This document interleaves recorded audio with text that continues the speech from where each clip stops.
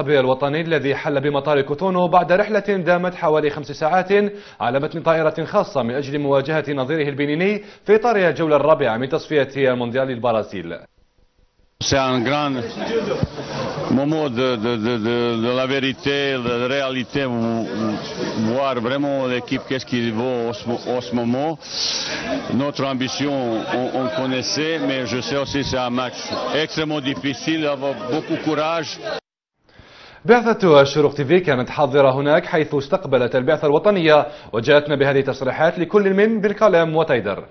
جينا لنا بور ان شاء الله سي بيان بريباري دونك سي لو مومون كريسيال لاكوي سي فوالا انا كنشوفو لي زاجي كيشوفوهم هنايا سي انكوراجون.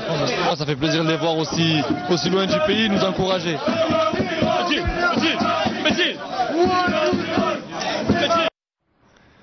ولمعرفة آخر مستجدات الخضر معنا عبر الهاتف موفد تلفزيون الشروق إلى البنين جمال أم الدور. جمال، كيف كانت ظروف وأجواء الاستقبال هناك؟ تاخر كل مشاهدي قناة شروق تي في. نحن هنا بمدينة كوتونو البنينية حيث وصل أمسية اليوم المنتخب الوطني قادما من الجزائر العاصمة على متن طائرة خاصة تابعة للخطط الجوية الجزائرية.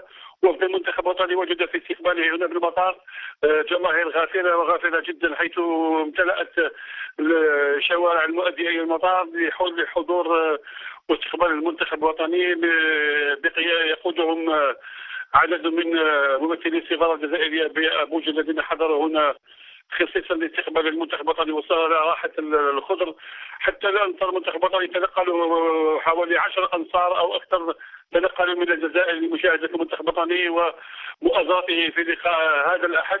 أجواء زميلي خالد ذكرتنا بتأهيليات مونديال 2010 حيث كان المنتخب الوطني يحضر باستقبال حرائنا محلة في مختلف عواصم الإفريقية.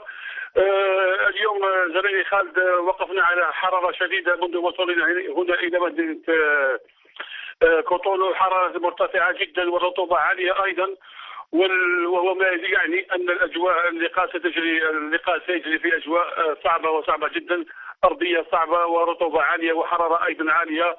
وأنصار المنتخب الوطني كلهم تفاؤل رغم ذلك بالعودة بنتيجة إيجابية، وهو ما التمسناه لدى تصريحات اللاعبين المنتخب الوطني وحتى رئيس الخاف وكل أعضاء بعثة المنتخب الوطني الذين أبدوا رغبة كبيرة ورغبة جامحة في تحقيق الفوز والعودة إلى الجزائر بنقاط الفوز